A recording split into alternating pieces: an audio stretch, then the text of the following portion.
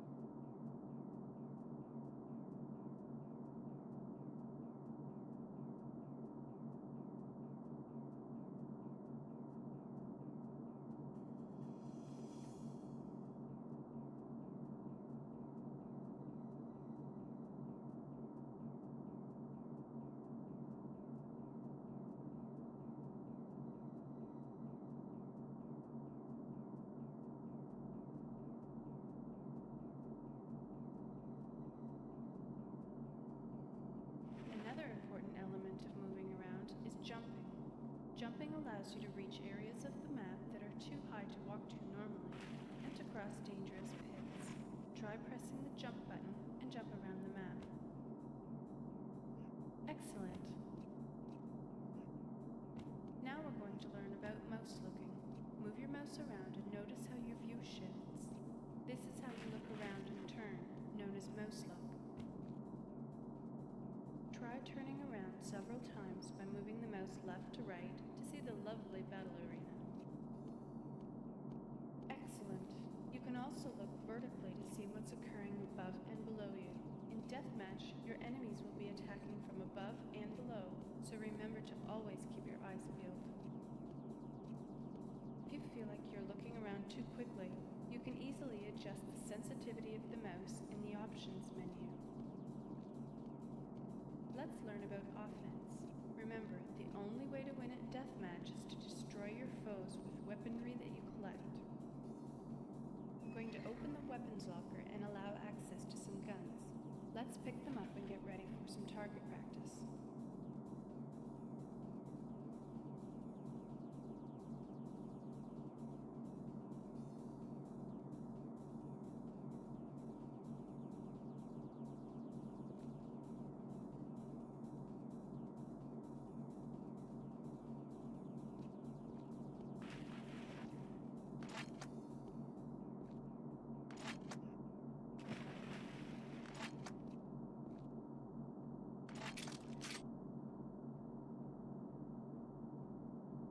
Great, now we're armed.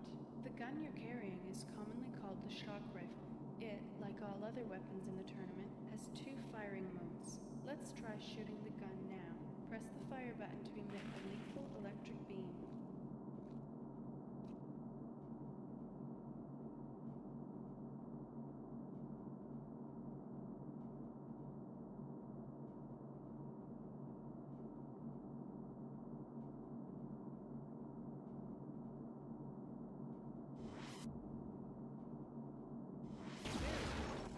The shock rifle's primary fire will instantly hit the person who shoots it. In Unreal Tournament, every weapon also has an alternate firing mode. Press the Alt fire button to shoot a ball of plasma at your enemy. Great. The Alt fire on the shock rifle is still moving from the primary fire to death damage. It's okay to decide which attack is your consideration. Sometimes you can be carrying more than one weapon. Just put an Enforcer sidearm in your pack. Each weapon has an associated number, as you can see at the bottom of your screen. The Enforcer is weapon number 2. Press 2 and switch to the Enforcer. You can switch back to the shock rifle by pressing its number. Good. Now you know how to switch weapons in battle. Every weapon in Unreal Tournament is a projectile weapon except one, the Impact Hammer. Press 1 now to switch to the Impact Hammer. The Impact Hammer is a melee or close combat weapon. It requires you to stick very close to the target to do damage. The trade-off is that a hit will almost always kill your enemy. Press and hold the primary fire button now to charge up the Impact Hammer. Now run up to an alley I just spawned. When you get close enough, the Impact Hammer will release and blow things to pieces.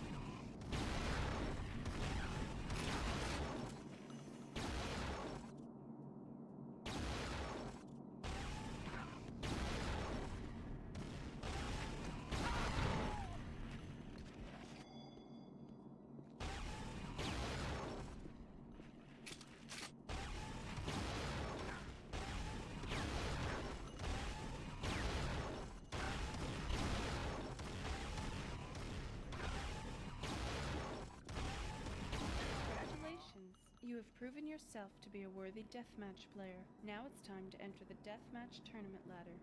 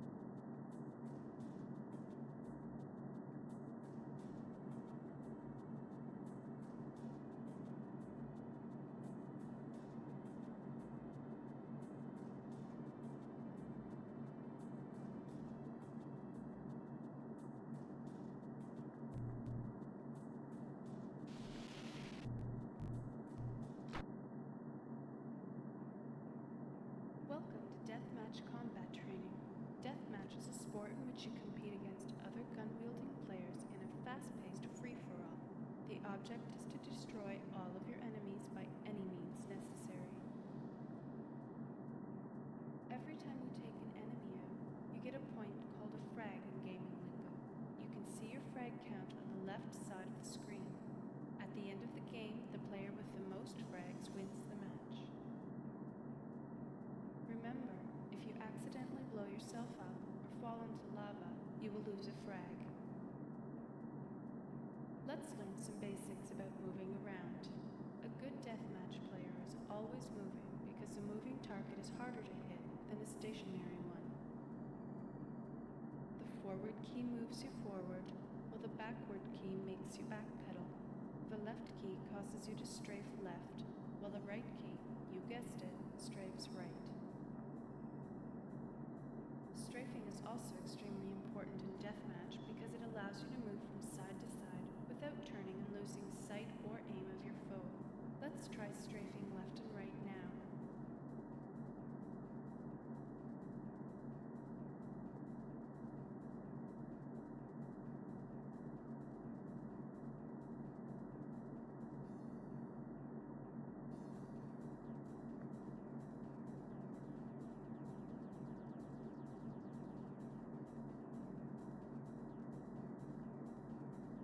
Another important element of moving around is jumping. Jumping allows you to reach areas of the map that are too high to walk to normally, and to cross dangerous pits. Try pressing the jump button and jump around the map.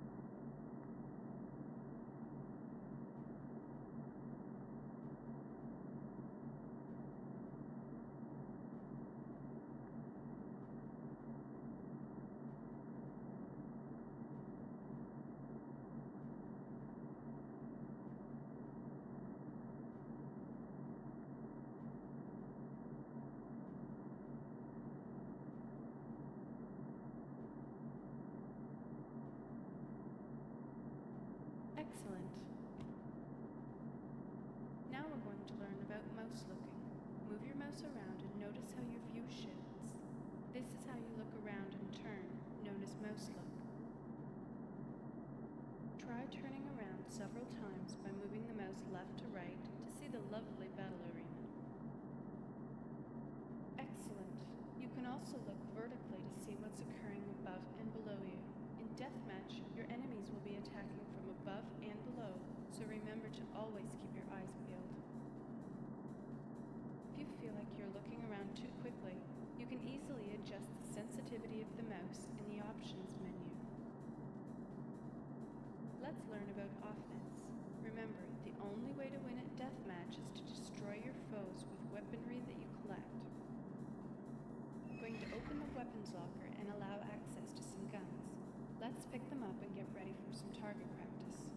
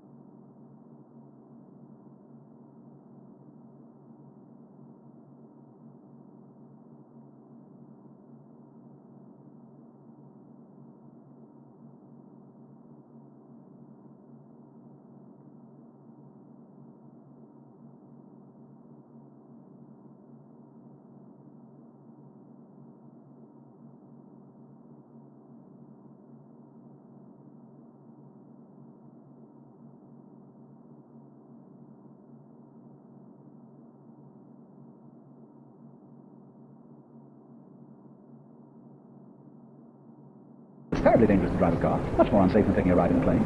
And yet we all do it. Nobody seems to worry much about it. But that's how to drive. But if you get nervous on a road, you react too fast and you're all over the place, you're a mess and a nuisance. So you mustn't take it quite seriously.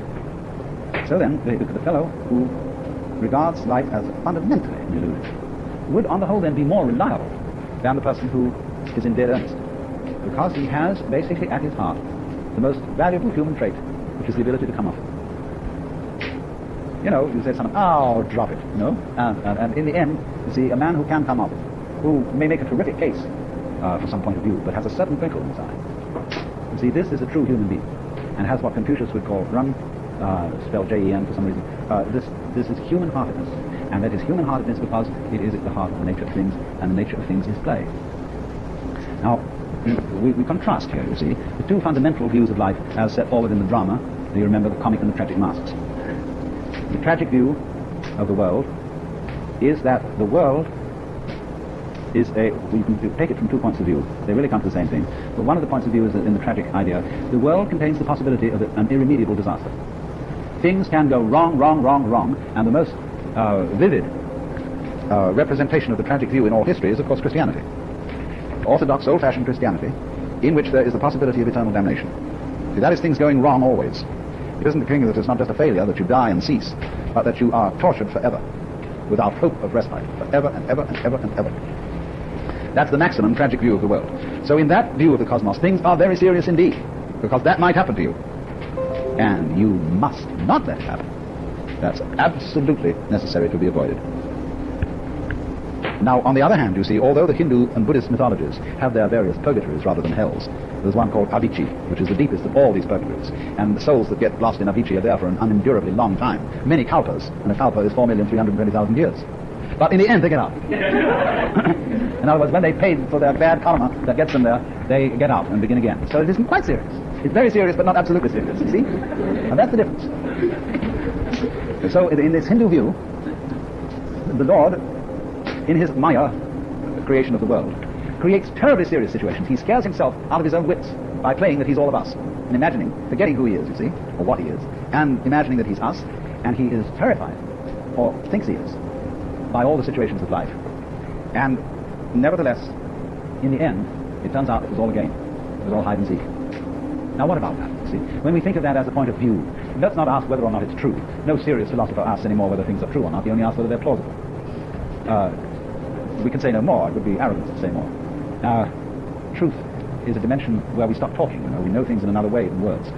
But it is plausible because we could say, well, does a thing have to be absolute to be important? It's important that we make a distinction between good and bad. It's not good to murder people, generally speaking. You see, that's important. But to make it important, do we really have to make it absolutely important? See, I tell you, the religious mentality, or not only the religious mentality, but it's the kind of mentality you find around. What's the real secret of it is it loves to have something to condemn. You see, one of the biggest kicks a person can have is to feel righteous indignation. And also, people who go to church love to be lectured and scolded. A real scoldy sermon from a Baptist preacher is a big, big bang. And they come out feeling so satisfactory. So, supposing then we say, well, in the end, all the sinners and dreadful people who lived in the world will realize that they were manifestations of God like everybody else. Some people stop and think about that and say, oh dear, a very dangerous doctrine. What they're really worrying about is that they are not going to have the satisfaction of seeing those people they don't like riding in torment forever and ever. Now who ought to be tried in hell? No? And so this is saying, you see, that if a thing is not important when it's not eternal, say there was no point in singing a song because it came to an end. No, there was no point in marrying this girl because she eventually died. There was no point in anything that's finite in time, you see. That's the argument. But it obviously is important that a song be sung, even though it ends, that the person live, even though they die, because that's the rhythm of life. So people, you see, who take this point of view, that what isn't ultimately serious isn't serious at all, are simply crude in their thinking. They just plainly lack judgment. They're like children who have to believe 2 and 2 are always and invariably 4, or they might say one day they were 5. The children at the window. So then, the idea of Maya suggests 2 things, really, which are very difficult things for most of us to accept because they're so outrageous in comparison with our accustomed viewpoints. The one side of what it suggests is that life is not ultimately serious. If you fall far enough you'll find there's no concrete to hit. Because you are one with a free-floating universe that has nothing outside it. I sometimes say, that when God created the world, what he really did, I gave you one other version of it this morning, he said, have a ball. What are you going to do with this ball? Do you know where to put it? Nothing to bounce it on. You can't get lost. There it is. So the ball is the beam. See? Have a ball. See? So the thought that all this life, which is so intensely involved and tragic and struggle, is really diaphanous. It's like a dream. Would you dare believe that? This is a test of nerve. The other side of the doctrine is that you, in your heart of hearts, are really the Lord, playing but being you. Will you dare believe that? I mean, we often say that's the touchstone of madness in our culture. The person who thinks he's God is really out of his wits. Only, of course, it depends what kind of a God you're thinking about. If you're thinking about Mr. Know-it-all, who can explain how everything's done, that would be one story. You'd be pretty much of a megalomaniac. But God, as the Hindus and Buddhists think of God, it's really wrong to use the word God, perhaps, for this being, or both neither being or not being. But in their idea, you see, the Lord doesn't have to know how things are done. He just doesn't. The same way you grow your hair without knowing how to. And so the person who realizes he is the Lord in disguise does not therefore claim to know all the answers to all possible scientific questions. But the conviction, you see, that you are somehow within the inmost depths of your being, the works, the reality of everything that there is. You see, you are it. Haklamasi, it said in Sanskrit. That art thou. Now, is that? See, these two things. It isn't serious, and you are it. We react in our cultural background against these things because they seem to be haughty. They seem to be fantastic, training too much, getting too big for one's boots, because we're used to feeling that we are right if we cringe. The moment we start talking ourselves down and saying, well, I'm just a little fragment of dust, I'm nobody, I come into being, I disappear, I'm a mess, I'm imperfect, I don't know anything, etc., etc., etc., we feel safe when we do that. It's like feeling that you're right when you hurt. Oh, I bless the good Lord for my boils, for my mental and bodily pains, for without them my faith all congeals, and I am doomed to hell's never-ending pains. How very good it is for me to hurt so much. We've been brought up to feel that way. And also to be very careful about letting anyone know we're happy. Because the gods might overhear. It's not good for you to be happy. You might get uppish. You might have hybris, pride, and start boasting to the heavens. And then the old gentleman would get annoyed, because the old gentleman is pretty insecure. And he doesn't like the children rushing around and stamping their feet. Something might happen. They might go too far, you see. So, to you. So then if we think, oh, but excuse me. Pardon me for having the disgusting effrontery to exist. But you see, this is fake. It's as fake as it can be. It's phony. It's another kind of pride. How good I am at being humble. Huh? And it's terribly dishonest. And, but it is something that our cultural attitudes take very seriously. And the trouble is that having taken this seriously, and having felt for so long, through literature, through schooling, through attitudes of teachers and preachers and parents, that it's good for us to be humble. When we revolt against it, we go make the opposite mistake, you see, of being unnecessarily cocky, because that's compensation. There is no need, you see, to take on the universe and say, I'm man, I'm the works, I'm the Lord in disguise, and all this can get lost. You don't need to do that. If you really know, you see, as I said at the end of this morning's talk, to believe that you are the disguised Lord is unnecessary. It's a form of doubt. So in the same way, to assert it in a kind of defiant way is also a form of doubt. Although, please, remember, you're perfectly free to do that. Don't get caught in it by feeling that you oughtn't to. You know, I remember when I was a child, we used to read that the sin against the Holy Ghost was unforgivable. I always wonder what the sin against the Holy Ghost was. And there'd be a little thing at the back of your mind whispering, damn the Holy Ghost. To hell with the Holy Ghost, you know? It's just, you know, you're absolutely sucked into it by the very prohibition, the kind of vertigo where a person looks over a precipice, feels he's got to throw himself down. That's a funny thing in human psychology. So, in many forms of symbolism that you of the liberated man who knows who he is, as the man who can't be phased. You know, for example, that Bodhidharma, who's supposed to have brought Zen to China, is made into a toy in Japan, which is like a shmoo, only it's this shape. And it's weighted so that you can't knock it over. You push it down, it always springs up. And this is the sort of figure of this. It says a poem, 7 times down and 8 times up, such is life. Or it may be the image in Hindu literature of the tightrope walker, the man walking the path of the razor's edge. It's the balance again, you see. But the Bodhidharma is in a way more flexible. He can be pushed right to the floor, but the minute you let go, he's back up. Or the Taoist image of water. You can squeeze it, you can jump on it, you can cut it, but you can't hurt it. It always comes together again. Look, for example, I gave the illustration this morning of a human being as something like a whirlpool in water. Constantly changing, but always the same. Now, what happens if you chop up a whirlpool? You know, you can smash it, you can put your fist through it, and you can make it disappear for a while. But after a while, there's the pattern again. See? So in the same way, we think we can solve problems with violence. We think that killing people is an answer to a problem. It's only temporary. Because if you knock out, say, a Hitler, another one comes up. Because you haven't understood the problem of this sort of manifestation. Anything that's destroyed with violence, eventually it recurs again. Because the persistence of life and its continuity is a persistence of patterns.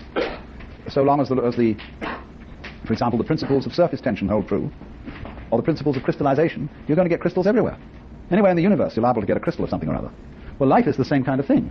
It's a pattern which is going to keep cropping up. It doesn't matter how long it has to wait. 1,000,000 years is nothing. You blot it out here, it'll turn up somewhere else. It's only a matter of time, because it's in the nature of the patterns.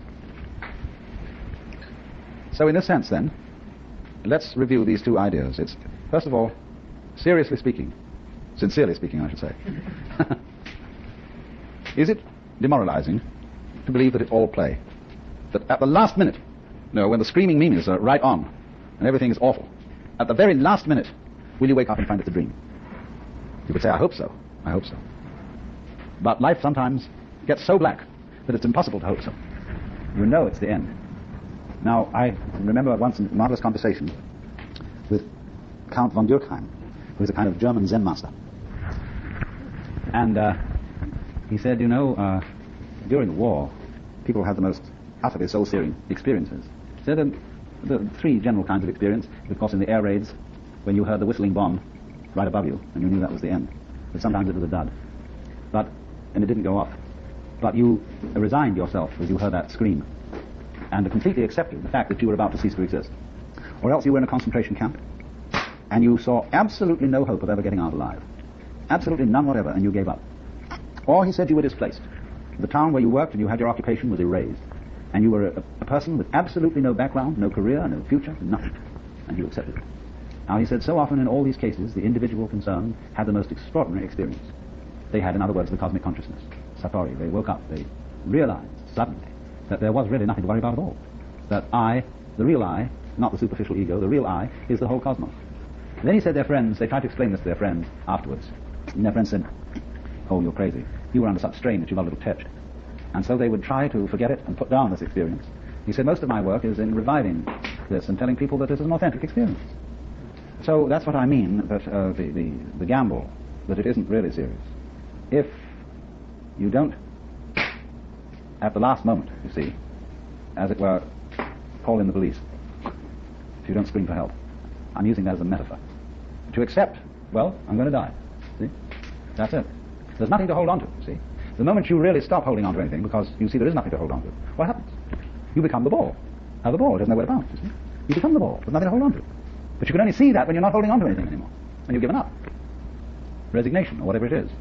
Succeed. To be something. To get there. To make it. To be right. When you see, you can't. And you give up. You get reborn. Because that's the death. The real meaning of going to heaven after death has nothing to do with literal death. It has to do with this death. Now the other side of the picture. What about the notion that you're it, tatvam asi? Not only that it isn't serious, but that fundamentally, right at the root of things, you are the ultimate reality. Not you, as I repeat, as this apparently separate ego. That is a kind of phantom, like the equator, social institution. But the you, which, as I say, grows the hair, and blues or browns the eyes, and so on. Now, the difficulty that this presents to our common sense, and it does present a difficulty to our common sense, is that we've all been brought up to feel alienated from the world, in the sense that it is something we came into, and it is something that we confront. A meeting. We face it. So we face facts, we face reality. We encounter. Martin Buber's emphasis on dialogue, on I-thou, the confrontation. See? That's a silly notion. At least, it's silly if it doesn't have something undergirding it. You can't have a dialogue between two people who don't speak the same language. In other words, you can't have a relationship without an underlying unity. You can't have a battle, even, between the tiger and the shark, because they have no common ground. And Tweedledum and Tweedledee agreed to have a battle. So underlying all conflict in nature is common ground, unity. Because even when we say that two things are the poles apart, that's a way of saying they're connected. Because the whole Earth joins the two poles. The whole magnet joins the north and the south poles. So, just as we have been taught to ignore the background behind the figure, the space behind the solid, so also we've been taught to ignore the joining link between the two poles. I once said that the way most of us think, somebody asks for a banana, he ought to be satisfied with just the two ends of the banana. See? So there's no point in going to New York. But just if there's a distance between them, so some difficulty in getting from one place to the other, so that not everybody in New York can go to San Francisco, not everybody in San Francisco can go to New York, then they're different places, and it's worth going there. So also, for the two ends of the banana to have any significance, you've got to have the banana of which the two ends are ends. So in the same way, each individual isn't something that comes into the world from nowhere and confronts it, or from somewhere else altogether. And the universe is not a kind of heap of flotsam and jetsam that happen to collect in space like a bunch of old rubber tires and broken logs in some little nook on the San Francisco Bay. Because there was a bay underneath the whole thing, you see, actually. So in the same way, to think, see, the Christians and the Jews, to some extent, have got over this idea that we are created out of nothing. Now, of course, there's an esoteric sense to that. In a way, a maya, an illusion, is a creation out of nothing. So suddenly the magician makes a phantasm to appear in the empty room. In a way, that's a creation out of nothing, see? He does it, say, by hypnosis, magic. But this idea of being created out of nothing has certain psychological and moral overtones, or undertones, in which you are supposed to be nothing, down to the marrow and core of your existence. See, what that means is, psychologically, that there's someone wagging his finger at you and saying, never forget that you are really a jerk, you see, that you're a little worm, you don't deserve anything. You exist entirely by the grace and pleasure of another. And the sooner you grovel suitably to acknowledge this, the better. Because the consequences of saying this and the meaning of saying this is what's going to be done about it. But, so there's the choice, you see, in your thinking, in your myth-making, in your imagination. Do you want to settle for a completely schizoid universe in which there is a gulf between the Lord and the illusion, the Brahma and the Maya, so total that forever and ever the one is not the other? Or would you rather have a unified, integrated universe in which the Maya is something that the Lord is doing? It's his act, his play, or its act, if you don't like the masculine personal pronoun. Her act, the Great Mother. And it seems to me that these two views are sort of like this, you see. We could diagram them.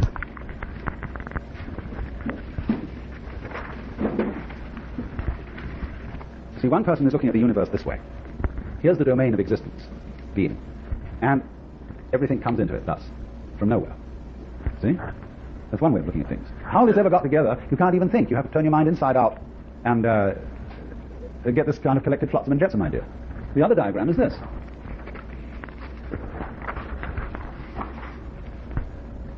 Here again is the domain of being, but it's like a star. It radiates. The whole of it radiates each individual point of focus. You see? Now there you've got an integrated situation. And that's what things look like. Stars look like that. Crystals look like that. Octopuses look like that. Spiders look like that. Human beings stick out like that. It all works that way. Because underneath the differences, there are the differences all the way around, is the unity. If you don't know unity, you don't know you're different. They go together. I had a very funny notion earlier today that I would read up a little bit on what I'm going to talk to you about. And I started in this book and got laughing because it doesn't really amount to anything at all. It's all words about words. And they were debating as to whether it was true that there's such a thing as causality, or that there isn't. Whether the cause and effect are the same event or different events. And they decided that they couldn't be the same because that would reduce the whole world to just a wodge of undifferentiated goo. And on the other hand, they decided they couldn't be completely different because they'd have no connection with each other. And so the whole argument fizzled. And you have to realize that to what an enormous extent we are all utterly bewitched by words and are trying all our lives long to solve problems which only words create. Because the human being has got himself into a very funny bind. Having developed words which are enormously useful, obviously, we at the same time pay a price for them. And we are simultaneously, you see, helped and bewitched by words. And so you could say that being under Maya, under illusion, is also being spellbound and enchanted. Because when you lay a spell, you do it by spelling. You see, you make a magic with words. When a stage magician does some extraordinary feat in front of you, he always accompanies it with patter. And his talk, his line, is to distract your attention from what he's actually doing. And so by getting you enchanted with words, you don't notice what's going on. In the same way when people hypnotize you. It's very difficult to hypnotize a person without talking to them. But very easy if you talk. And you can hypnotize people in all kinds of ways that don't involve the standard routines. That is to say, the standard routines are making people stare at a bright object or at some revolving disc or tricks of this kind. But you can induce hypnosis just with words. And they don't even know they're being hypnotized.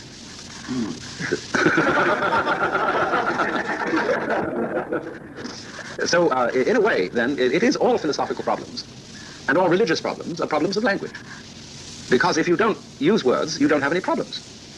And that's the most extraordinary thing. You think, you see, that you've got words to help you solve your problems, so that you can communicate with each other about things and help each other out and so on. That's true. It is, to a certain extent, words do solve practical problems, like please pass me the salt, and would you light the fire for me, and let's go for a walk, shall we go hunting today, etc. All these things can be solved by words. But then, when you start really getting deeply involved in words, what you do is this. You assign words to various aspects of experience. But the thing is that you wouldn't know what an aspect was unless you had words. The world, it's true, we say it's differentiated, because we see different shapes, different colors, and different motions, and we assign words to these differentiations, and so come to believe that the differentiations in the world are really different.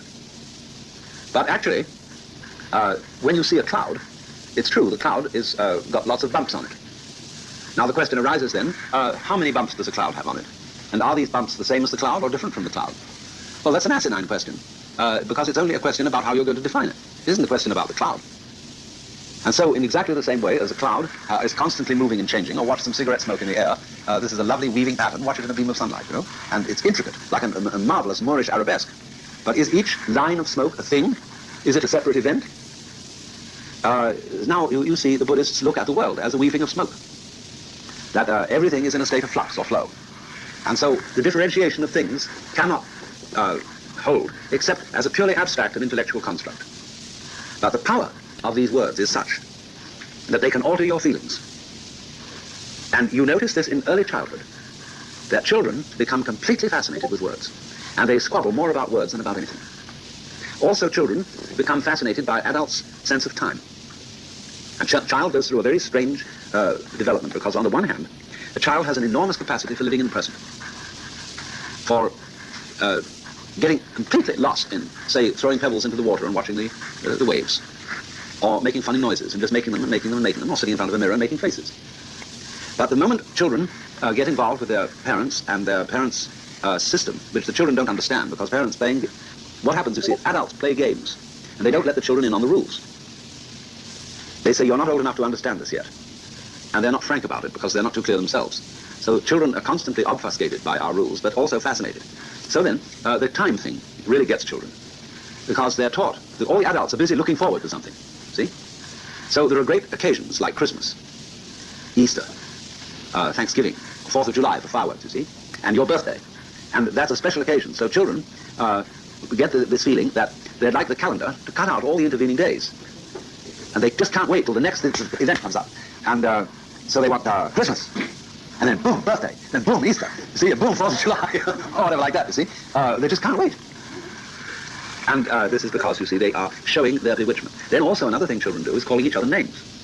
And they get very, very het up because somebody says to Johnny, you're a sissy. And you call me a sissy, and that's just terrible. I am not a sissy. Or I am not, if he's learned to identify himself as a boy and somebody says he's a girl, there's a real fight about that, because they are terribly particular, that the right word should apply to the right thing, and I am not what you tell me I am, because the whole education of a child is really telling him who he is. All the teachers, all the adults, all the other children are constantly telling each other who they are. And at last we believe it. And so you come not to know who you are at all. You come to believe that you're what everybody tells you are. And so this gets very funny indeed, because we are all at once telling each other that we are unique. See, you're different from me, and you're the only thing like you in the world. But at the same time, we're saying to each other that you ought to be just like me. Because after all, if you're not really like me, you're so far out, you're not human. And so the more we tell each other that we are like each other, the less point there is in talking to each other. Because after all, if you're just the same as I am, we've got nothing to talk about. I can't learn anything from you, because you're just like me. Then on the other hand, if you really are different from me, then I can find out something I never knew before. But I told you who you were in the first place, and you told me who I was. So we're making each other up. So long as, that is to say, as we live in that domain of words and defining who and what we are. Now, look at this whole thing. This is the situation. Maya, then, is to a very large extent a verbal creation. You notice cats and dogs, they don't have a religion, as far as anyone can see. They don't go to church, they don't have big philosophical problems, and we say they're for that reason uncivilized. But they're not really uncivilized. They have other things they do, which are just as complicated. But they don't have this hang-up with words. Words are magic, you see. In the beginning was the Word. By the word of the Lord were the heavens made, and all the hosts of them by the breath of his mouth, according to the Bible. And that means that not that the real world that you are looking at now, this wasn't created by words. But the world of separate things, separate people, separate events, that was created by words.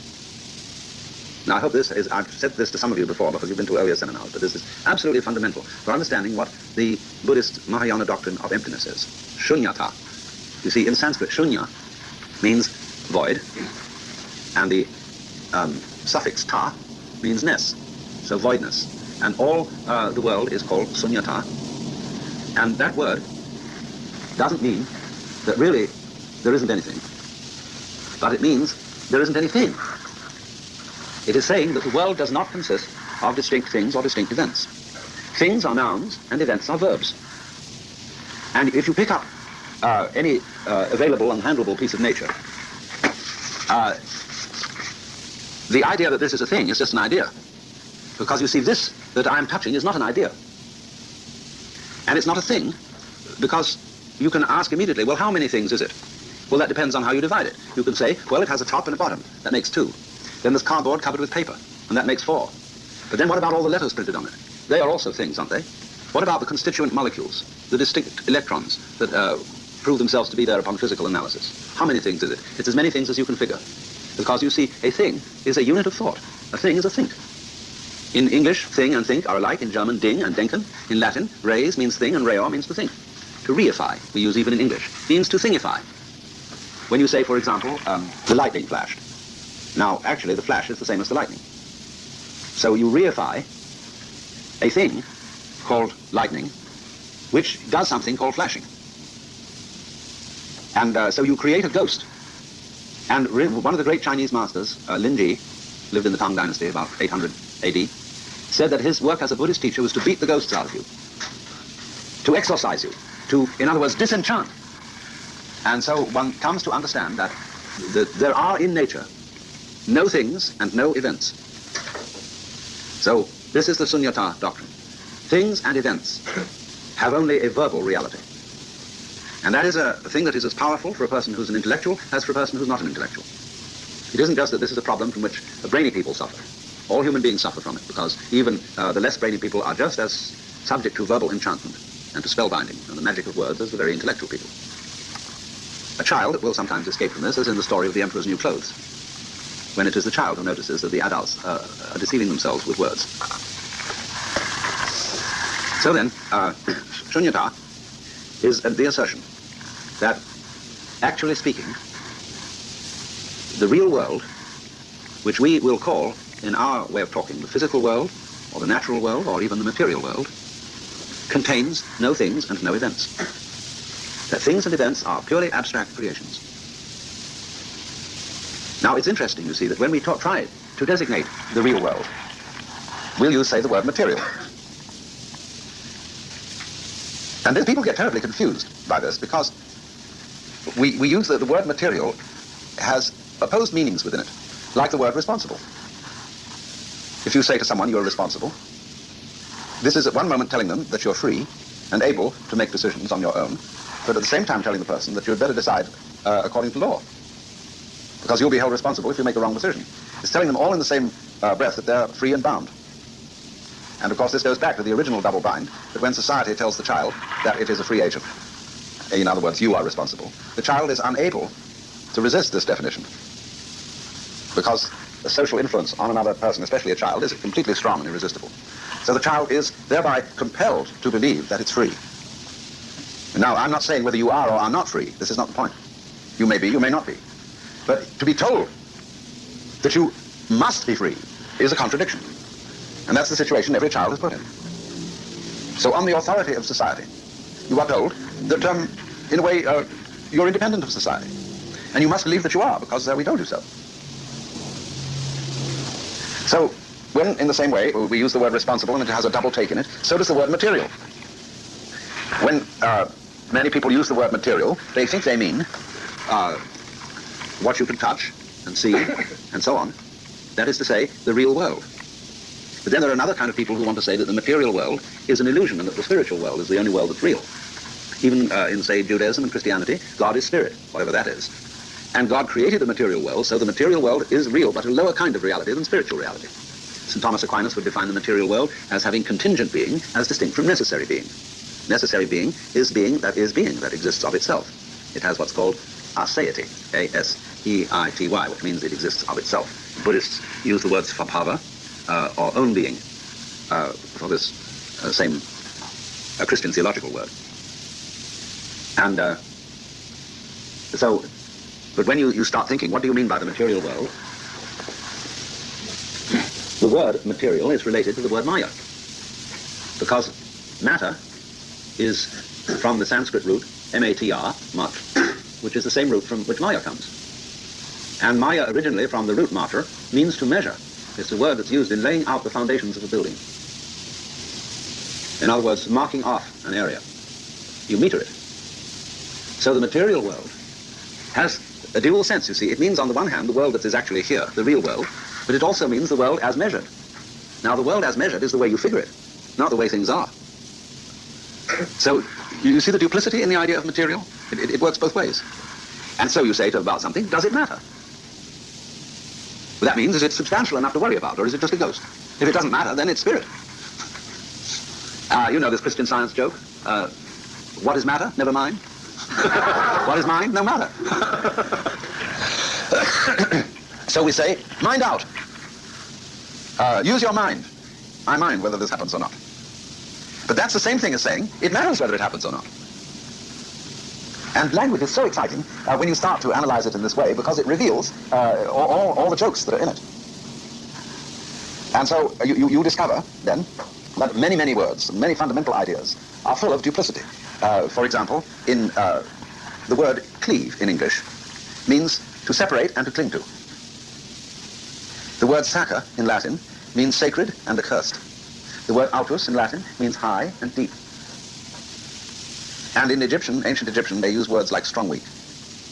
Well, that's how we would have to translate it. But you will find again and again, these are just a few I mentioned, there are ever so many words that have this double take in them and mean both of the pair of opposites. And so the word material is one of the very best examples of this. So when the Buddhist says then that the nature of the world is shunyata, he is not saying that if you were truly enlightened, your state of consciousness would be blank. And therefore that there would be no colors, no shapes, no outlines, no any kind of goings-on. Although there have been Buddhists who did make that misinterpretation. If you read, for example, the Sutra of the Sixth Patriarch, this is a Chinese Buddhist text recording the sermons of a great teacher who lived about 700 AD. This was his sort of flourishing time. He died in 713. His major concern is combating the prevalent idea among many of his contemporaries that enlightenment consisted in having a blank mind. They practiced the way of meditation that I was talking about yesterday when we were discussing samadhi as voidness of consciousness. And they tried to stop their sense processes altogether. You can approximate that, you see, by concentrating on a very, very restricted sense field. Say you can start counting your breathing, or you can focus your eyes on the little light on the tip of an incense stick, or on a spot, or anything. There's a Buddhist text, that describes this. And when it says, or on anything, the commentator has made a footnote, and it says underneath, but not any wicked thing. Clergy are the same the world over.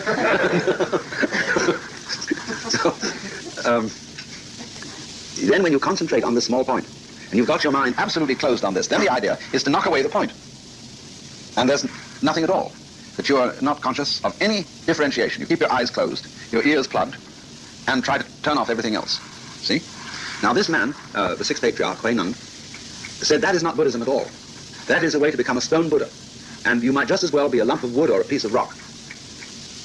The real meaning of emptiness, he said, is like space. Because space contains all the universe, but isn't stained by it. In other words, you cannot knock a nail into space, but you can have a nail in space. So he said in the same way that the space is great, so the capacity of your mind, or your original consciousness, is likewise great. Whereas if you exclude everything, you make it small. So, what is negated in the idea of emptiness, of shunyata, is not the world that we call the physical world. What is negated is concepts about it. It's saying there is no conceptual framework in which you can pin this world down. Because you see, the human being uses his conceptual framework to try to cling to his existence. And he will try to cling to his existence when he has been fooled into thinking that non-existence could overcome existence. Now, in existentialism, as it's set forward by people like Binswanger and Rollo May and so on, they keep saying, you are not an authentic human being unless you're anxious. Because the moment you realize that you exist, and this is indeed self-consciousness, this is coming to be aware of life, appreciating life, I exist and isn't that extraordinary, then you at the same time become aware that you have the possibility of not existing. As soon as you realize that you're alive, you know you could be dead. And so this comes with what Korzybski called time binding. By realizing time, by being able to predict the future, you see other people die, and you know you will die. Maybe animals don't worry about that. We don't know. Apparently, they live more in the present and work on the assumption that they're immortal until they're not, which is a very good assumption. And but we predict, you see, so that the sensation of being implies non-being. But we don't see through this all the way. We think that non-being will swallow being. So that there will, whereas there's only being exists for a short time, non-being could go on forever. But we don't realize that non-being is as much dependent on being as being is on non-being. This is relativity. And shunyata also, besides meaning emptiness, means relativity. It means when you say, in Madhyamika philosophy, this is called Madhyamika, that Nagarjuna invented. This is what the subject of this seminar, just in case anyone's forgotten, of the middle way. And the middle way refers to what is in common between all oppositions, but can't be stated, because when you talk, you can only talk about opposites. Since all words are labels on pigeonholes called classes. So when you say, does it exist or does it not exist? Is it in the category of existence, like a horn, or the category of non-existence, like the horns of a rabbit, or the child of a barren woman, or a eunuch's beard? You know, they have all these ancient metaphors that come from the Upanishads that go through all Buddhist literature. The horns of a hare. There is, incidentally, a bar in a place called Van Horn in Texas, very close to El Paso, where there is a stuffed jackrabbit with horns on behind the bar. If I've driven through there, I always get some postcards of it to send to my various Buddhist friends. But anyway, the point is in saying that shunyata means relativity, saying that everything that we call a thing or an event has no svabhava, which means no own being. This is how Edward Conze translates it. Because it doesn't exist by itself. It only exists in relation to everything else. So, in other words, you don't know that there is a material object unless you see it in a space. So the space and the object support each other mutually. You wouldn't know the space was there unless the object was there. So although you think about things as if they existed independently, that's because you're bewitched. But when you go into it more deeply, you realize, of course, nothing can exist by itself. Everything goes with everything else. But this is above all true of you. If you say, I am a thing, I am an event, this is because you've made the mistake of identifying your actual reality with your idea of yourself, which is only a symbol. And so we are panicked, going back to the way the child is brought up, by our ideas of ourselves. People say, you are this, you are that, you are the other thing. You are the winner. Hooray, you're the loser. Oh, see. That's awful. But actually, you're neither. You say to somebody, you know, you're going to go on living. Hooray. Put off dying for another few years. Great. They say, no, you must die at once. Oh, that's terrible. It's no different. Because all you're going to gain with more time is more anxiety. Longer to worry about. What's your objection to dying now? It's just an idea. That's what gives us trouble. Oh, it hurts. Well, what about that? Pain. This is a thing that is very hard to educate. When, as a child, you have pains, your mother says to you, oh, you poor darling. And you think about yourself, oh, my poor darling. You see? When you throw up, you vomit, she says, ugh. When you go to the toilet and you make smells, she says, ah. But you know you liked that smell originally. It was great. Especially your own. But you were taught not to like it. And then when people were around you, your friends and relatives and old people, and they started to get sick and die, you watched everybody worry about them. And then you learned to worry. So all this conditioning is put into you, that it's great to go on living, it's terrible to stop living. You see, all this is learned. But actually, there's no problem about it. Stop implies start, just as start implies stop. Don't you realize that anything that happened once can happen again? Where were you before you were born? Any recollections? And suddenly, here you were. All right, where do you go when you're dead? Same place you were before you were born. Where else is there to be? Can you experience nothing forever and ever? So, you see, the nature of being is not just being. The nature of being is being non-being. And this, though, is only words. This is why in the Buddhist doctrine they say it is neither being nor non-being. Nobody can say what it is. You can only show it. That's why in Zen, when you ask what is the ultimate nature of Buddhism, the master does this. Or he may just say, ha-ha. Now, this is no symbolism attached to this. He's not saying the ultimate nature of Buddhism is in some way or other symbolized by a matchbox. Or that a matchbox is a manifestation of the universal energy field. See? All that is talk. The point is, get to this. So it is called not only shunyata, which means voidness or relativity, it's called tathata. Tathata, we translate suchness. And tathata is simply thatness. When a child first starts talking, it says da. The first thing a child says, da, da, da. And in our culture, we say it's calling its father. And we say da-da. Unless it says ma first, and then it means mama. But the child is actually saying da, which is our word that. See? Point, da, da, da, da. So tathata is the thatness. It's there, you see, what you can't talk about. So then, the real nature of samadhi, or in meditation, is to learn to be aware without using words. And you find, of course, you're hypnotized by words, and they keep running in your head automatically, and you believe them.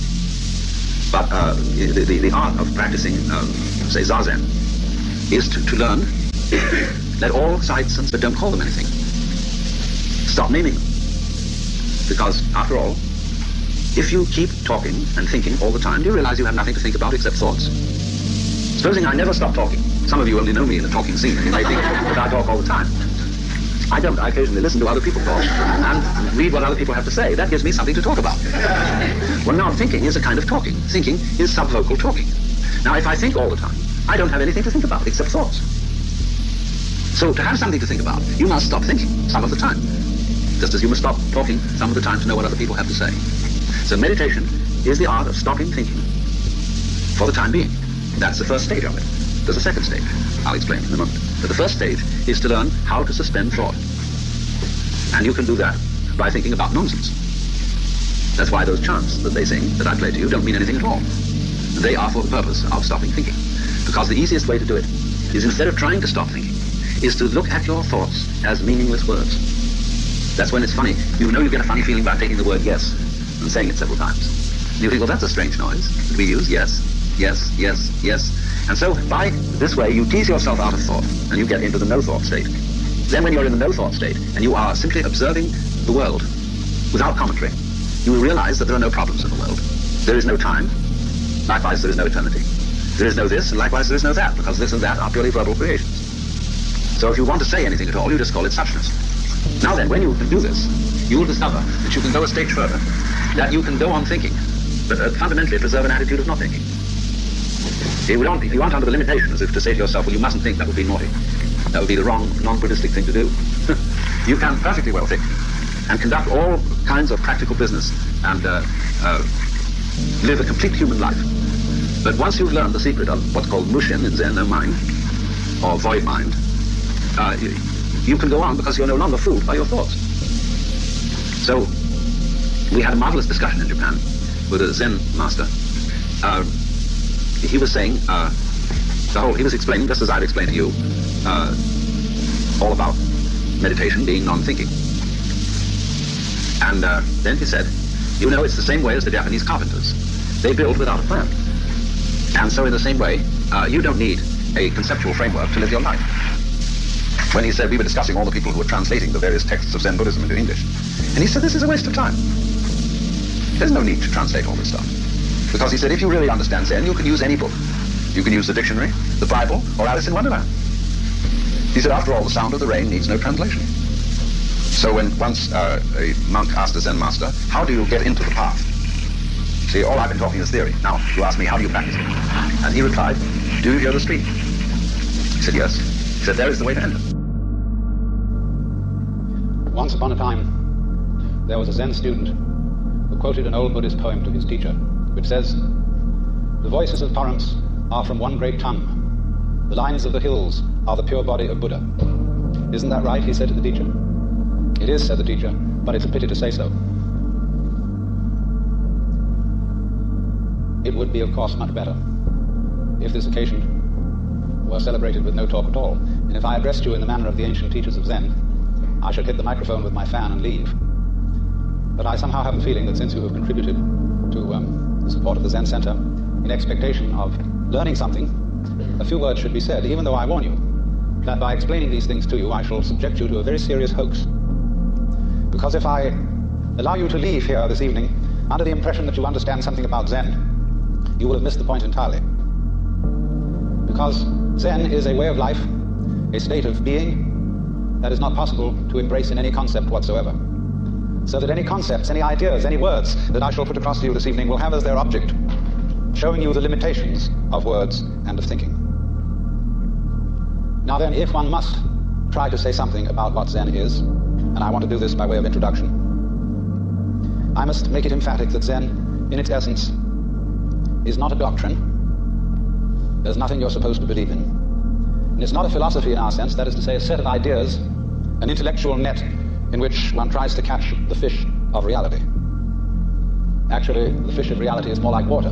It always slips through the net, and in water, you know, when you get into it, there's nothing to hang on to. All this universe is like water. It is fluid, it is transient, it is changing.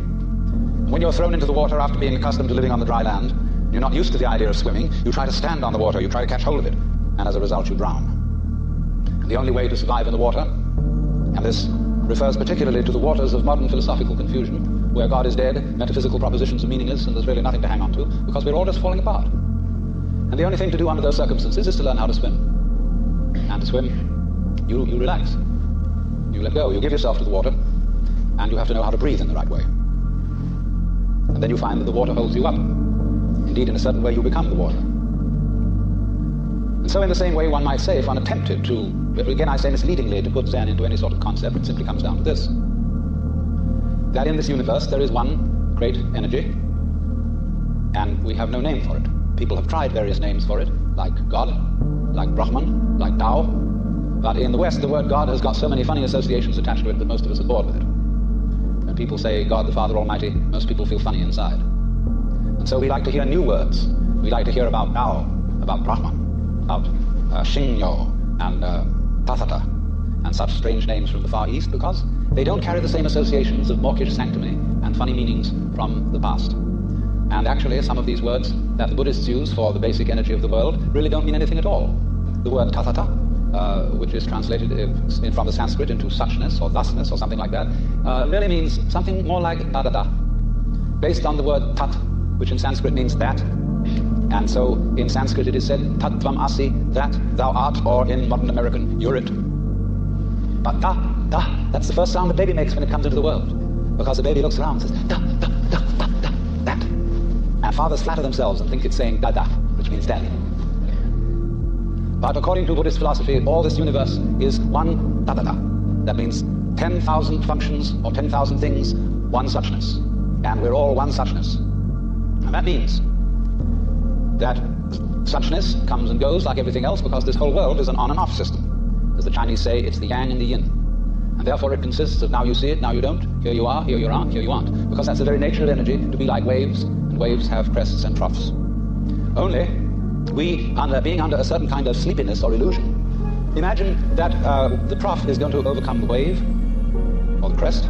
The yin, the dark principle, is going to overcome the yang, or the light principle. And that off is finally going to triumph over on. And we, shall I say, bug ourselves by indulging in that illusion. Gee, supposing darkness did win out, wouldn't that be terrible? And so we're constantly trembling, thinking that it may, because after all, isn't it odd that anything exists? It's most peculiar, it requires effort, it requires energy. It would be so much easier for there to have been nothing at all. Therefore we think, well, since being, since the is side of things is so much effort, you always give up after a while and you sink back into death.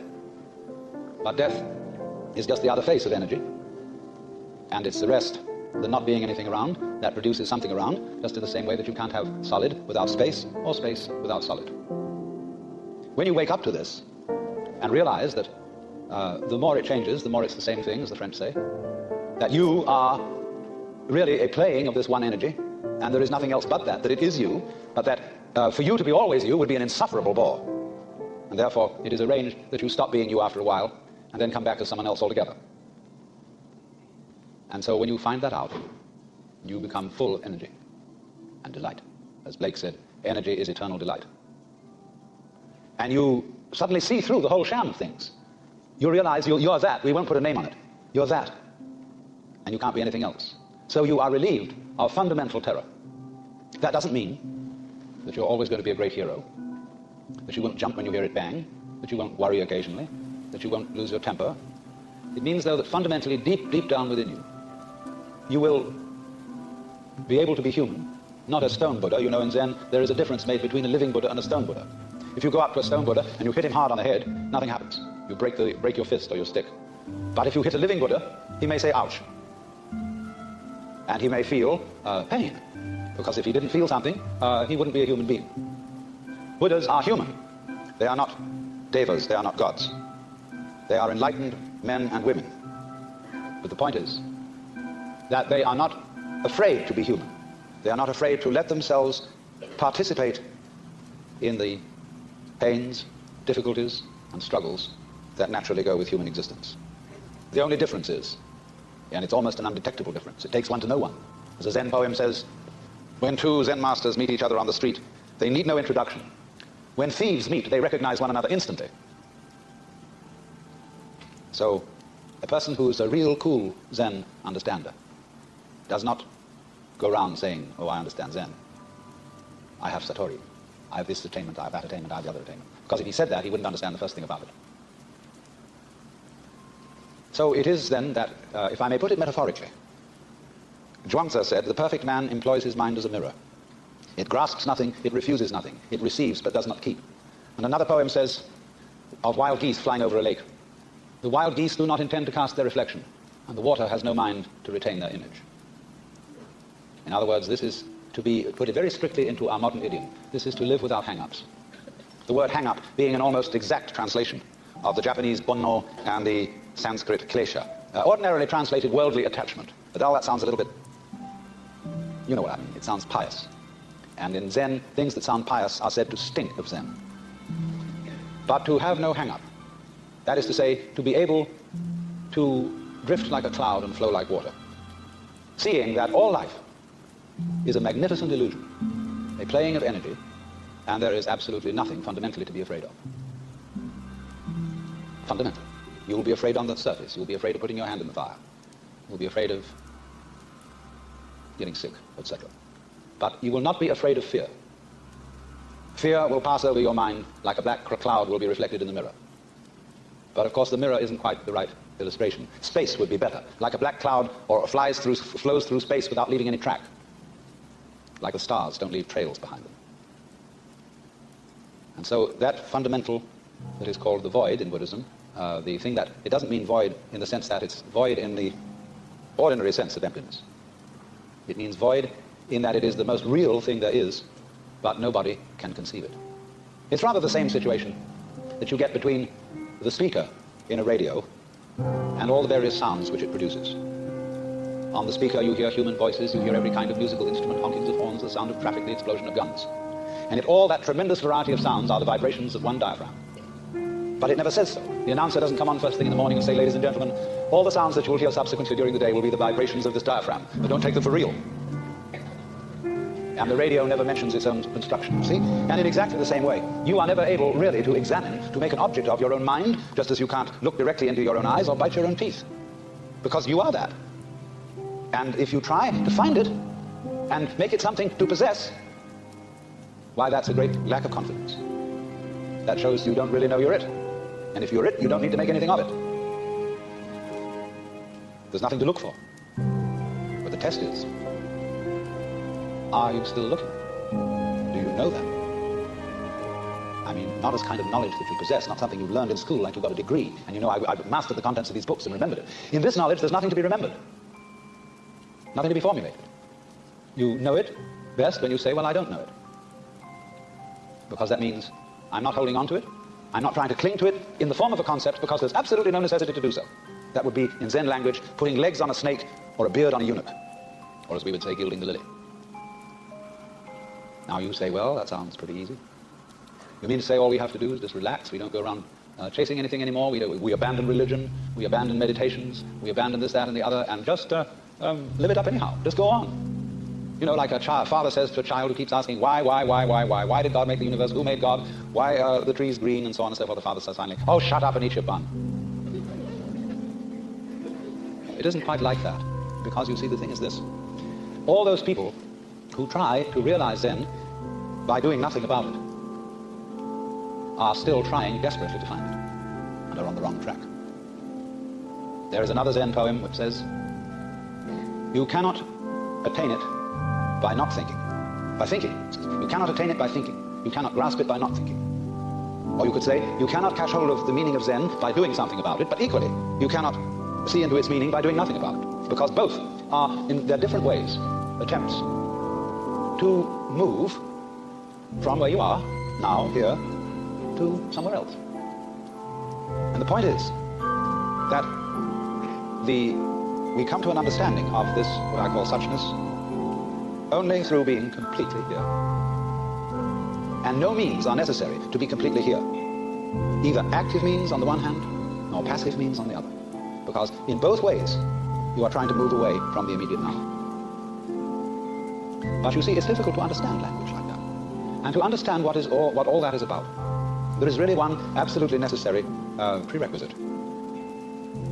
And this is to stop thinking. Now, I am not saying this in the spirit of being an anti-intellectual, because I think a lot, talk a lot, write a lot of books, and am a sort of half-baked scholar. But you know, if you talk all the time, you'll never hear what anybody else has to say. And therefore all you'll have to talk about is your own conversation. The same is true for people who think all the time. That means, when I use the word think, talking to yourself. Subvocal conversation, the constant chit-chat of symbols and images and talk and words inside your skull. Now, if you do that all the time, you'll find that you've nothing to think about except thinking. And just as you have to stop talking to hear what others have to say, you have to stop thinking to find out what life is about. And the moment you stop thinking, you become into immediate contact with what Korzybski called, so delightfully, the unspeakable world. That is to say, the non-verbal world. Some people would call it the physical world. But these words, physical, non-verbal, material, are all conceptual. And it's not a concept. It's not a noise either. Get that?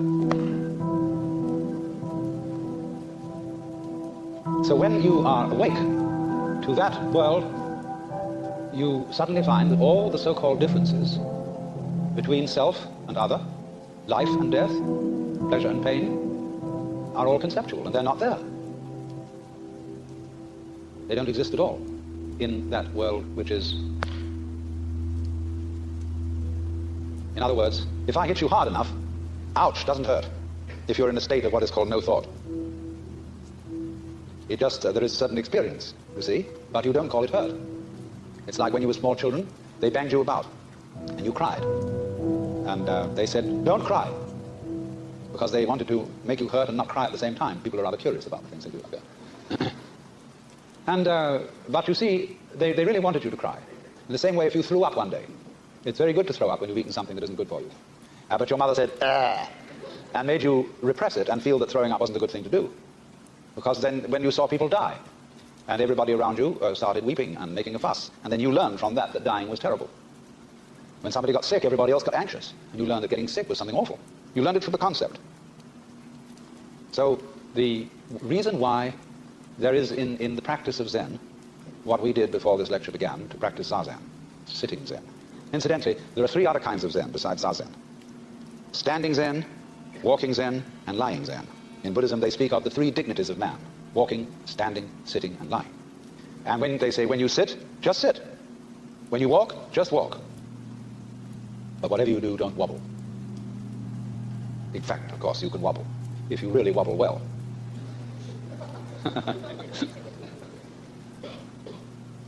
When the old master, Yakujo, was asked, what is Zen? He said, when hungry, eat. When tired, sleep.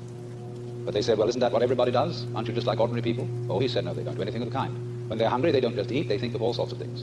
When they're tired, they don't just sleep, but dream all sorts of dreams. I know the Jungians won't like that. But there comes a time when you just dream yourself out, and no more dreams.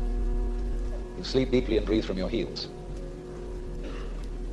Now, therefore, Zazen, or sitting Zen, is a very, very good thing in the Western world. We have been running around far too much. It's all right. We've been active, and our action has achieved a lot of good things. But as Aristotle pointed out long ago, and this is one of the good things about Aristotle, he said the goal of action is contemplation. In other words, busy, busy, busy, busy, busy, but what's it all about? Especially when people are busy because they think they're going somewhere, they're going to get something and attain something. There's quite a good deal of point to action if you know you're not going anywhere. If you act like you dance, or like you sing, or play music, then you're not going anywhere. You're just doing pure action. But if you act with the thought in mind that as a result of action, you are eventually going to arrive at some place where everything will be all right, then you are on a squirrel cage, hopelessly condemned to what the Buddhists call samsara, the round or rat race of birth and death. Because you think you're going to get somewhere. You're already there. And it's only a person who has discovered that he's already there who is capable of action, because he doesn't act frantically with the thought that he's going to get somewhere. He acts like he can go into walking meditation at that point, you see, where we walk not because we are in a great, great hurry to get to a destination, but because the walking itself is great. The walking itself is the meditation. And when you watch Zen monks walk, it's very fascinating. They have a different kind of walk from everybody else in Japan. Most Japanese shuffle along, or if they wear Western clothes, they race and hurry like we do. Zen monks have a peculiar swing when they walk. And you have the feeling they walk rather the same way as a cat. There's something about it which isn't hesitant. They're going along all right. They're not sort of vaguing around, but they're walking just to walk. And that's walking meditation. But the point is that one cannot act creatively except on the basis of stillness, of having a mind that is from time to time capable of stopping thinking. And so this practice of sitting and may seem very difficult at first, because if you sit in the Buddhist way, it makes your legs ache, and most Westerners start to fidget. They find it very boring to sit for a long time. But the reason they find it boring is that they're still thinking. If you weren't thinking, you wouldn't notice the passage of time. And as a matter of fact, far from being boring, the world, when looked at without chatter, becomes amazingly interesting. The most ordinary sights and sounds and smells, texture of shadows on the floor in front of you, all these things without being named and saying, that's a shadow, that's red, that's brown, that's somebody's foot. When you don't name things any longer, you start seeing them. Because say when a person says, I see a leaf, immediately one thinks of a spearhead-shaped thing outlined in black and filled in with flat green. No leaf looks like that. No leaves. Leaves are not green. That's why Lao Tzu said, the 5 colors make a man blind, the 5 tones make a man deaf. Because if you can only see 5 colors, you're blind. And if you can only hear 5 tones in music, you're deaf. You see, if you force sound into 5 tones, you force color into 5 colors, you're blind and deaf. The world of color is infinite, as is the world of sound. And it is only through stopping, fixing conceptions on the world of color and sound, that you really begin to hear it and see it. So this, shall I be so bold as to use the word discipline of meditation or zazen, lies behind the extraordinary capacity of Zen people to develop such great arts as the gardens, the tea ceremony, the calligraphy, and the grand painting of the Song dynasty and of the Japanese Sumi tradition. And it was because, especially in tea ceremony, which means literally chano-yu in Japanese means hot water of tea, they found in the very simplest things of everyday life magic. In the words of the poet Hokoji, marvelous power and supernatural activity, drawing water, carrying wood. And you know how it is sometimes when you say a word and make the word meaningless, you take the word yes, yes, yes, yes, yes, yes, yes, yes, yes, yes, yes. It becomes funny. That's why they use mu, in Zen training, which means no. And you get this going for a long time, the word ceases to mean anything, and it becomes magical. That's sound. Now, what you have to realize in the further continuance of Zazen, that as you, well, let me say first in a preliminary way, the easiest way to stop thinking is first of all to think about something that doesn't have any meaning. That's my point in talking about moo or yes, or counting your breath, or listening to a sound that has no meaning.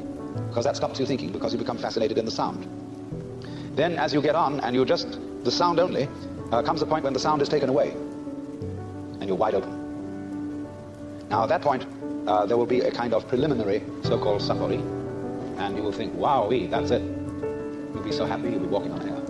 When Suzuki Daisetsu was asked, what is it like to have satori? He said, well, it's like ordinary everyday experience, except about 2 inches off the ground.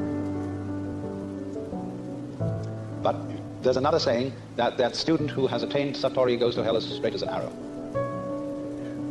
No satori around here, because anybody who has a spiritual experience, whether you get it through zazen or through LSD or anything, that gives you that experience, if you hold on to it, say, now I've got it, it's gone out of the window. Because the minute you grab a living thing, it's like catching a handful of water. The harder you clutch, the faster it squirts through your fingers. There's nothing to get hold of, because you don't need to get hold of anything. You had it from the beginning. Of course, you can see that by various methods of meditation. But the trouble is the people who come out of that and brag about it. Say, I've seen it. Equally intolerable. Legs hurt, and how long they sat, and what an awful thing it was. They're sickening. Because the discipline side of this thing is not meant to be something awful. It's not done in a masochistic spirit or a sadistic spirit. Suffering builds character. Therefore, suffering is good for you. When I went to school in England, the basic premise of education was that suffering builds character. And therefore, all senior boys were at liberty to bang about the junior ones with a perfectly clear conscience, because they were doing them a favor. It was good for them. It was building their character. And as a result of this kind of attitude, the word discipline has begun to stink. It's been stinking for a long time. But we need a kind of entirely new attitude towards this, because without that quiet and that non-striving, the life becomes messy.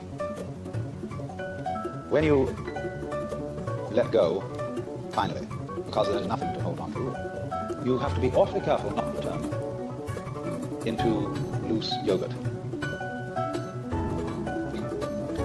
And let me give 2 opposite illustrations. When you ask most people to lie flat on the floor, relax, you find that they are full of tensions because they don't really believe that the floor will hold them up. And therefore they're holding themselves together, they're uptight. They're afraid that if they don't do this, even though the floor is supporting them, they'll suddenly turn into a gelatinous mass and trickle away in all directions. Then there are other people, when you tell them to relax, they go like a limp rag. But you see, the human organism is a subtle combination of hardness and softness, of flesh and bones. And the side of Zen, which has to do with neither doing nor not doing, but knowing that you're it anyway and you don't have to seek it, that's Zen flesh. But the side in which you can come back into the world with this attitude of not seeking and knowing you're it, and not fall apart, that requires bones. And one of the most difficult things, this belongs to, of course, a generation we all know about that was running around some time ago, where they caught on to Zen, and they started anything goes painting. They started anything goes sculpture. They started anything goes way of life. Now I think we're recovering from that. At any rate, our painters are beginning once again to return to glory, to marvelous articulateness and vivid color. Nothing like it has been seen since the stained glass of Chartres. That's a good sign. But it requires that there be in our daily use of freedom. And I'm not just talking about political freedom. I'm talking about the freedom which comes when you know that you're it forever and ever and ever. And it'll be so nice when you die, because that'll be a change. But it'll come back some other way. And when you know that and you've seen through the whole mirage, then watch out, because there may still be in you some seeds of hostility, some seeds of pride, some seeds of wanting to put down other people, or wanting just to defy the normal arrangements of life. So that is why, in the order of a Zen monastery, various duties are assigned. The novices have the light duties, and the more senior you get, the heavy duties. For example, the Roshi very often is the one who cleans out the benjo, the toilet. And everything is kept in order. There is a kind of beautiful, almost princely asceticism. Because by reason of that order being kept all the time, the vast free energy which is contained in the system doesn't run amok. The understanding of Zen understanding of awakening, the understanding of, well, we'll call it mystical experience. It's one of the most dangerous things in the world. And for a person who cannot contain it, it's like putting 1,000,000 volts through your electric shaver. You blow your mind and it stays blown. Now, if you go off in that way, that is what would be called in Buddhism a pratyeka Buddha, private Buddha. He's one who goes off into the transcendental world and is never seen again. And he's made a mistake from the standpoint of Buddhism, because from the standpoint of Buddhism, there is no fundamental difference between the transcendental world and this everyday world. The Bodhisattva, you see, who doesn't go off into a nirvana and stay there forever and ever, but comes back and lives ordinary everyday life to help other beings to see through it too. He doesn't come back because he feels he has some sort of solemn duty to help mankind and all that kind of pious cant. He comes back because he sees the two worlds are the same. He sees all other beings as Buddhas. He sees them, to use the phrase of G.K. Chesterton's, but now a great thing in the street seems any human nod, where move in strange democracies a million masks of God. And it's fantastic to look at people and see that they really, deep down, are enlightened. They're it. Their faces are the divine. They look at you and say, oh no, but I'm not divine, I'm just ordinary little me. You look at them in a funny way, and here you see the Buddha nature looking out of their eyes straight at you and saying it's not. And saying it quite sincerely. And that's why when you get up against a great guru, be Zen master or whatever, he has a funny look in his eyes. When you say, I have a problem, Guru, I'm mixed up and I don't understand. He looks at you in this queer way. And you think, oh dear me, he's reading my most secret thoughts. He's seeing all the awful things I am, all my cowardice, all my shortcomings. He's not doing anything of the kind. He isn't even interested in such things. He's looking at, if I may use Hindu terminology, he's looking at Shiva in you, saying, my God, Shiva, won't you come off it?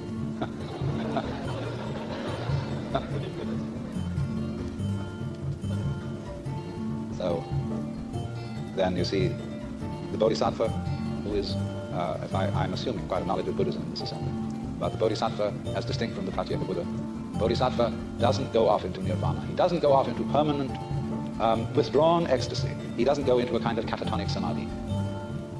That's all right for people who do that. That's their vocation. That's their specialty, just as the long thing is the long body of Buddha, the short thing is the short body of Buddha. But if you really understand that Zen, that Buddhist idea of enlightenment, is not comprehended in the idea of the transcendental, neither is it comprehended in the idea of the ordinary. Not in terms of the infinite, not in terms of the finite. Not in terms of the eternal, not in terms of the temporal, because they're all concepts. So, let me say again, I'm not talking about the ordering of ordinary everyday life in a reasonable and methodical way as being school teacherish and saying, nice, if you were nice people, that's what you would do. For heaven's sake, don't be nice people. But the thing is that unless you do have that basic framework of a certain kind of order and a certain kind of discipline, the force of liberation will blow the world to pieces. It's too strong a current for the wire. So then, it's terribly important to see beyond ecstasy. Ecstasy, yeah, is the soft and lovely flesh, huggable and kissable, and that's very good. But beyond ecstasy are bones, what we call hard facts. Hard facts of everyday life, incidentally. We shouldn't forget to mention the soft facts. But in the hard fact, we could say, what we mean, the world as seen in an ordinary everyday state of consciousness. To find out that that is really no different from the world of supreme ecstasy. Well, it's rather like this. Let's suppose, as so often happens, you think of ecstasy as insight, as seeing light. There's a Zen poem which says, a sudden crash of thunder, the mind doors burst open. And there sits the ordinary old man. See, there's a sudden vision, Satori, breaking, wowie! And the doors of the mind are blown apart. There sits the ordinary old man. It's just a little bit of you. Lightning flashes, sparks shower. In one blink of your eyes, you've missed seeing. Why? Because here is the light. The light, the light, the light. Every mystic in the world has seen the light. That brilliant, blazing energy, brighter than 1,000 suns, which is locked up in everything. Now imagine this. Imagine you're seeing it. Like you see Orioles around Buddhas. Like you see the beatific vision at the end of Dante's Paradiso.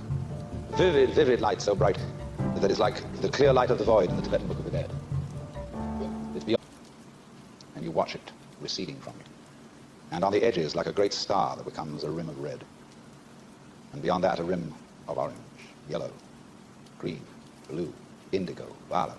You see this great mandala appearing, this great sun. And beyond the violet there's black, black like obsidian, not flat black, but transparent black like lacquer. And again, blazing out of the black as the yang comes from the yin, more light. Going, going, going. And along with this light, there comes sound. There's a sound so tremendous with the white light that you can't hear it. So piercing that it seems to annihilate the ears. But then along with the colors, the sound goes down the scale in harmonic intervals, down, down, down, down, until it gets to a deep, thundering bass, which is so vibrant that in turn it turns into something solid. And you begin to get the similar spectrum of textures. Now all this time you've been watching a kind of a thing radiating out. But it says, you know, this isn't all I can do. And the rays start going dancing like this, and naturally the sound starts going waving too as it comes out. And then the textures start varying themselves, and they say, well, you've been looking at this thing as I've been describing it so far in a flat dimension. Let's add a third dimension. It's going to come right at you now. See, this way. And meanwhile it says it's not just that we're going to go like this, we're going to do little curlicues. We're going to go like this. And it says, well, there's a beginning. We can go making squares and turns. And then suddenly you see in all the little details that become so intense that all kinds of little sub-figures are contained within what you thought were originally the main figure. And the sound starts getting all different, amazing, complexities of sound all over the place. And this thing's going, going, going, and you think you've gone out of your mind, and suddenly it turns into, why, us sitting around there.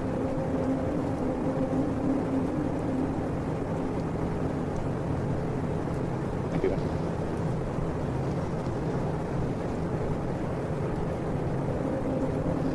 Tonight, at any rate, we've got to go through some theoretical material, so we're on a head trip. I don't know where the trip will end up. It depends on you.